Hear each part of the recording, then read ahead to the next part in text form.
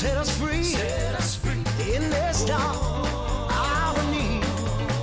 Light our way back home, coming in from the cold, and we'll be all set free. Set us free, set us free, set us free. Set us free. In this dark hour need. Ooh, Lordy, it's Friday. Praise God, it's Friday. Thank God it's Friday. It's Friday, Red Shirt Friday. Remember everyone deployed. Celebration Friday. Just a minute, I'm turning my phone down. Let me tell you, it has been a busy day for me, and I hope it's been a productive day for you. So I had to do some work at a doctor's office where we were replacing a server, and we had to deal with the software vendor who took a little bit longer than they anticipated on getting the data transferred and the new database online and all that kind of stuff, and then updates and upgrades to maintain compliance. And wow, it's been a busy afternoon. But how are you doing? I asked my group this morning, the health challenge group that we're all working together, getting together, being healthier and everything, how they were doing. Are we growing together? Are we learning more about how to become healthier? And today, I mentioned that we might want to do some push-ups.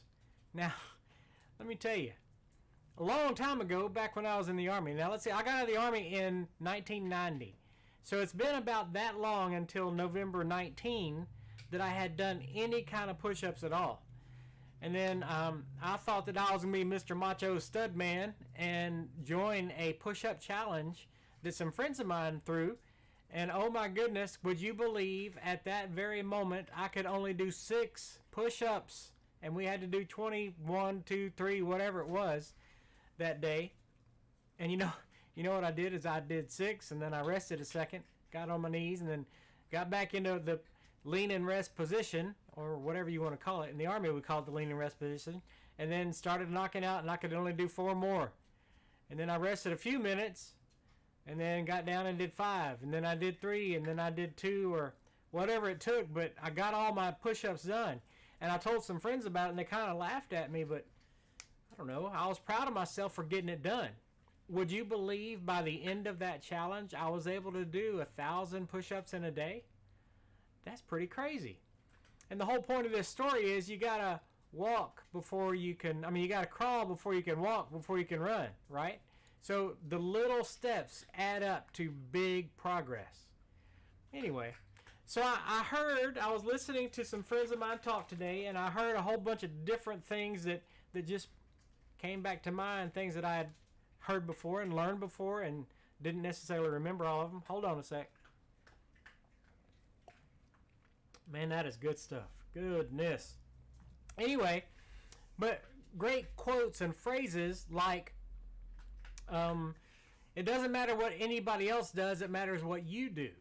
So if you are on a path of self-growth, self-improvement, personal development, it doesn't matter what anybody else does. And by all means, don't be envious.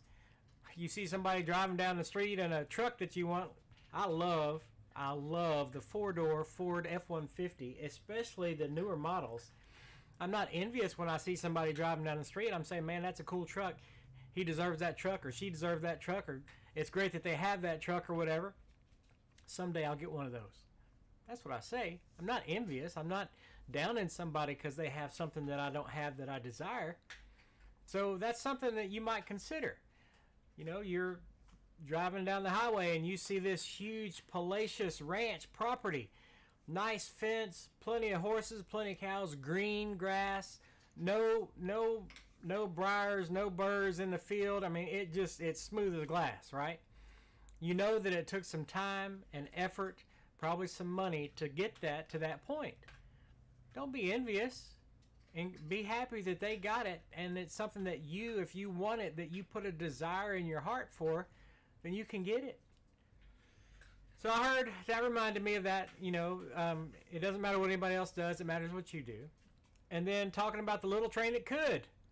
I think I can. And then he makes it over the hill, and the next time that he's looking up, he's going down the hill zooming. Well, maybe we should consider the little train that could anytime that we have a problem. And then, of course, this week, I was reminded of a friend of mine And I don't know where he got it from, but it may have been his own original saying. He said that you are filled with what spills out when you get bumped. Man, that's a great point. That's a great statement. So what are you filled with? Are you filled with positivity? Are you filled with goodness? Are you filled with things that, you get bumped, man, that hurt. That's okay. But when you go off onto a 45-minute diatribe full of explicatives of who bumped you and why they shouldn't have or whatever else, that's not so good. So change. This is a sign for change in sign language. Change. So change your mind. Change your attitude. Change your heart.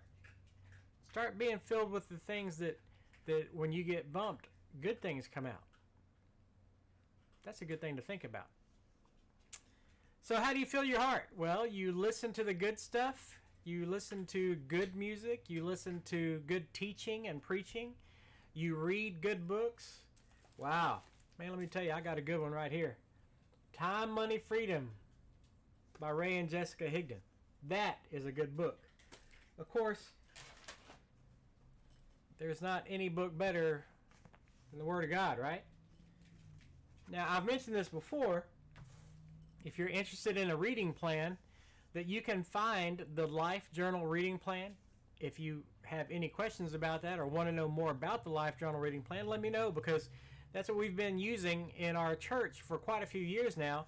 And, the guy who created it, Wayne Cordiero, in his video where he introduces how to use and how to do the Life Journal reading plan, he said, would you like more wisdom? And that as you read the Bible, what you're reading today may apply tomorrow or next week or next month. And that's some good stuff. And let me just tell you, I was talking to a friend of mine over the internet, and we were talking about the current situation in America and all the things going on that we don't like. And unfortunately, there's not much that we can do about it. And that brings up another point. You can only control things, and only worry about those things that you can control. And I shouldn't say worry, but those are the things that you can control. Those are the only things that you can do things about. But you can pray about situations. And if you are a Bible believer, you know that unfortunately things will get worse before Jesus comes back. I'm sorry to say, that's the way it goes. Things have to get worse before, during the tribulation, things are going to be worse, and then things will get better. So know that we know who is on the throne and how the story ends, right? Now, that's in my heart, and it got there because I hear it and I read it. And we know that that's a great way to live positively, because we know the end of the story, don't we? And if you don't, let me know, because I'd love to talk to you about the end of the story and having hope and a future. And then there are other great phrases, and I heard one, man, while I was in the Army, I guess. So let's see, if that was 1990, that's been 20 years ago, 22 years ago now almost, that I heard this phrase, if it's to be, it's up to me. So I can't blame other people for something that I lack. If it's to be, it's up to me, and then I've got to work and do the work. That's my new hashtag, do the work. To get what I want or what I desire or what my family needs or anything like that. I can't blame it on somebody else. I can't blame my lack because of someone else. I need to work that. I need to make that happen. And I need to be creative, and I need to pray for creativity and wisdom and knowledge and skill to do those things. Yeah, I think I've undergone a little bit of a transformation. I'm learning more and more and more because of that wisdom that we're talking about. And then one more thing, another great phrase that you can hear. Are you ready for it? I'm going to work like it depends on me and pray like it depends on God. Now that's a phrase. We should all be praying every day. And you know what I just realized is you may not be able to hear me so good. Let me turn this up a little bit. Anyway, so let me say that again in case you didn't hear it. I'm going to work like it depends on me and pray like it depends on God. All things depend on God, right? But you can do what you can do, and you can get better at what you can do, and then there you go. Okay, so I hope that I have given you some good news in my ramblings, and I hope that you are ready for a super fantastic Friday. I pray that you've had a great day, a great productive week. Today is a celebration day. Man, you should celebrate all the things that you got done and all of the things that you accomplished. Do yourself a little dance, do a little dance, whatever. That was my dance. That's all you get to see, because if I do much more than that, I get in trouble. Anyway. All right, so be blessed. I hope you have a fantastic weekend. Hey, why don't you take part in my little challenge group? Why don't you start doing some push-ups? Get 10 done today. If you can't do 10, if you can't do 10 at one time, you can do one, and even if it takes you 10 minutes rest and then one and then 10 minutes rest, you can do that. And start doing those every day. The daily disciplines are going to, the little things are going to amount to a great change in your life. So start with push-ups and just do 10. And we'll talk about adding a couple more next week and then the next week. And then pretty soon you'll be knocking out 1,000 a day. I won't do that to you, but it's possible. Somebody that could only do 6 at a time, his first time, by the end of that month, or I think it was a month, was able to do 1,000 in a day. Now, I didn't knock out 1,000 straight. I know a few guys who could, but I started off with 6, and I got to where I could do 10 at a time, and then 20 at a time, and then 40, and then 50, and then, you do what you can, and it all adds up. Kind of like the story, how do you eat an elephant? One bite at a time. One push-up at a time. All right, so just some things for this weekend.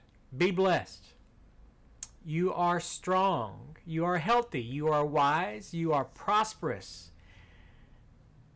You are a whole bunch of great things. And as Les Brown says, you have greatness in you.